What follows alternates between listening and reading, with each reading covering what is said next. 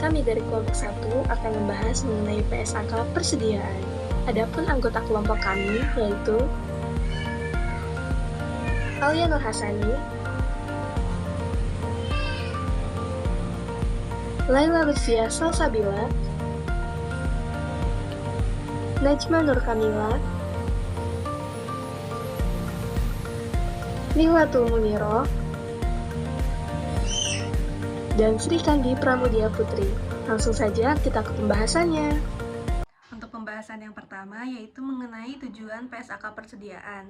PSAK ini bertujuan memberikan pedoman yang jelas dan konsisten dalam pengakuan, pengukuran, dan pengungkapan persediaan, sehingga pengguna laporan keuangan dapat memperoleh informasi yang akurat dan diandalkan untuk mengambil keputusan. Pembahasan selanjutnya yaitu ruang lingkup.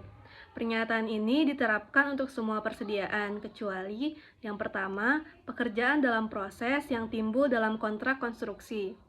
Kontrak konstruksi memiliki karakteristik yang berbeda dengan persediaan biasanya, seperti jangka waktu yang panjang, tingkat ketidakpastian yang tinggi, dan metode pengakuan pendapatan yang spesifik.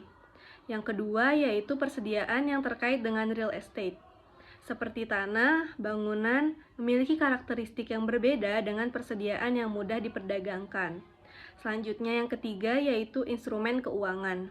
Instrumen keuangan memiliki karakteristik yang sangat berbeda dengan persediaan fisik, seperti saham, obligasi, dan derivatif. Nilai instrumen keuangan sangat dipengaruhi oleh faktor-faktor pasar dan fluktuasi harga.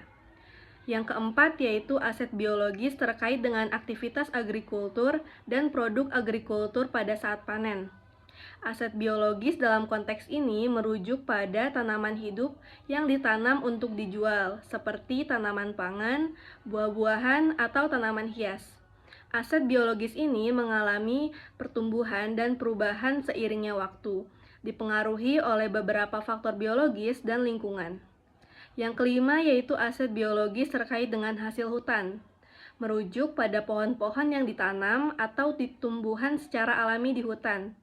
Pohon-pohon ini memiliki nilai ekonomi baik sebagai kayu maupun sebagai bagian dari ekosistem. Dan yang terakhir yaitu hasil tambang umum dan hasil tambang minyak dan gas bumi. Hasil tambang memiliki karakteristik yang berbeda dengan persediaan, seperti jumlah terbatas dan dampak lingkungan yang signifikan. Selanjutnya yaitu definisi.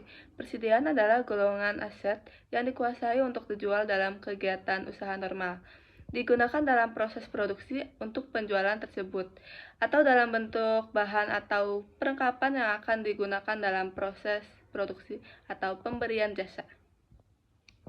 Selanjutnya yang termasuk dalam golongan persediaan yaitu ada dua. Yang pertama yaitu barang yang dibeli dan dikuasai untuk dijual kembali, termasuk barang dagangan yang dibeli oleh pengecer atau dikuasai untuk dijual kembali. Dan yang kedua yaitu barang jadi yang diproduksi atau barang dalam penyelesaian yang sedang diproduksi oleh entitas serta termasuk bahan dan perlengkapan yang akan digunakan dalam proses produksi. Selanjutnya yaitu biaya-biaya yang tidak termasuk biaya persediaan. Ada 5, yaitu jumlah pemborosan yang tidak normal, yaitu terkait bahan baku atau barang jadi yang mengalami kerusakan dalam jumlah besar. Tidak boleh diakui sebagai biaya persediaan, tetapi sebagai beban. Yang kedua, ada biaya penyimpanan kecuali diperlukan dalam proses produksi. Hal ini tergantung apakah biaya penyimpanan masih dibutuhkan untuk proses produksi atau tidak. Yang ketiga ada biaya administrasi umum, yaitu biaya-biaya yang tidak terkait secara langsung dalam proses produksi, seperti gaji staf, gaji manajer, gaji akuntan, dan lain-lain. Yang keempat ada biaya penjualan, yaitu biaya-biaya yang dikeluarkan perusahaan untuk menjual produksi barang jadi, seperti biaya iklan, biaya pengiriman, dan lain-lain. Yang kelima ada biaya bunga cicilan, yaitu tidak termasuk biaya persediaan karena dianggap tidak menambah nilai persediaan. Selanjutnya ada metode penilaian persediaan. Yang pertama ada identifikasi khusus. Identifikasi khusus merupakan penilaian persediaan berdasarkan harga perolehan spesifik dari setiap unit barang. Metode ini lebih cocok untuk perusahaan dengan volume persediaan yang kecil dan barang-barang yang dapat diidentifikasi secara spesifik, seperti barang antik atau kendaraan mewah. Yang kedua ada metode masuk pertama, keluar pertama, MPKP atau FIFO, yang artinya adalah barang yang pertama kali masuk ke dalam perusahaan maka akan dikeluarkan pertama juga. Yang ketiga ada metode rata-rata tertimbang atau weight average. Metode rata-rata tertimbang adalah salah satu metode penilaian persediaan yang menghitung nilai persediaan dengan cara mengambil rata-rata tertimbang dari biaya perolehan semua barang yang tersedia untuk dijual selama periode tertentu. Dengan metode ini, setiap suatu barang dalam persediaan diasumsikan memiliki biaya rata-rata yang sama. Selanjutnya ada Net Realizable Value atau NRV. Net Realizable Value atau NRV adalah jumlah bersih yang diharapkan dapat diperoleh dari penjumlahan suatu aset setelah dikurangi dengan biaya penyelesaian dan biaya penjualan. Rumus NRV sama dengan harga penjualan yang diharapkan dikurangi biaya penyelesaian dikurangi lagi biaya penjumlahan. Contohnya, misalkan sebuah perusahaan memiliki persediaan untuk produk dengan harga penjualan yang diharapkan adalah 50.000. Biaya penyelesaian untuk produk tersebut adalah 5.000 dan biaya penjualannya adalah 3.000. NRV dari persediaan tersebut adalah 50.000 dikurangi sama 5.000 dikurangi sama 3.000 sama dengan 42.000. Jadi nilai bersih yang dapat direalisasikan dari persediaan tersebut adalah 42.000. NRV digunakan untuk memastikan bahwa tidak dinilai lebih tinggi dari nilai yang sebenarnya dapat direalisasikan dari penjualnya. Ini membantu memberikan gambaran yang lebih akurat tentang kondisi keuangan perusahaan. Yang selanjutnya adalah pengakuan sebagai beban. Yang pertama, jika persediaan dijual, maka jumlah tercatat persediaan tersebut diakui sebagai beban pada periode diakuinya pendapatan atas penjualan tersebut. Yang kedua, beberapa persediaan dapat dialokasikan ke akun aset lainnya. Sebagai contoh, persediaan yang digunakan sebagai komponen aset tetap yang dibangun sendiri. Persediaan yang dialokasikan tersebut ke aset lain dengan cara ini diakui sebagai beban selama masa manfaat aset tersebut. Kemudian, pengungkapan yang diperlukan. Entitas diwajibkan mengungkapkan beberapa informasi penting terkait persediaan dalam laporan keuangan. Yang pertama adalah kebijakan akuntansi untuk pengukuran persediaan. Entitas harus menggunakan metode pengukuran yang digunakan, misalnya FIFO atau metode rata-rata. Yang kedua, total jumlah tercatat persediaan.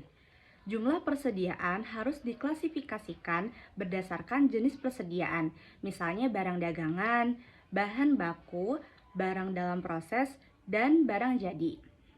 Yang ketiga, jumlah tercatat pada nilai wajar. Jika ada persediaan yang dicatat pada nilai wajar dikurangi biaya untuk menjual, jumlah tersebut harus diungkapkan. Yang keempat, jumlah persediaan yang diakui sebagai beban. Entitas harus mengungkapkan jumlah persediaan yang telah dijual atau digunakan selama periode, misalnya dalam biaya penjualan. Yang selanjutnya, kelima, penurunan nilai persediaan. Jika ada penurunan nilai persediaan yang diakui sebagai beban dalam periode berjalan, maka jumlah tersebut harus diungkapkan. Yang keenam, pembalikan penurunan nilai.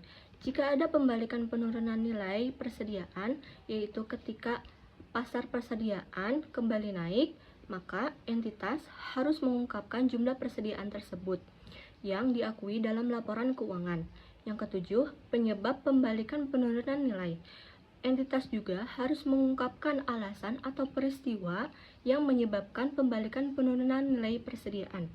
Yang kedelapan, persediaan sebagai jaminan liabilitas. Jika persediaan digunakan sebagai jaminan untuk suatu kewajiban, informasi tersebut harus diungkapkan dalam laporan keuangan. Pengungkapan ini membantu pengguna laporan keuangan untuk memahami bagaimana persediaan dinilai, bagaimana biaya persediaan mempengaruhi laba rugi, dan bagaimana entitas mengelola risiko terkait nilai persediaan. Yang selanjutnya, koreksi kesalahan persediaan terdapat 3 poin. Yang pertama, koreksi kesalahan atas persediaan akan disajikan sesuai ketentuan PSAK 25 atau PSAK 208 per 1 Januari 2024. Yang kedua, jika koreksi tersebut terjadi di tahun berjalan, akan dilakukan pembentukan koreksi persediaan dan atau COGS.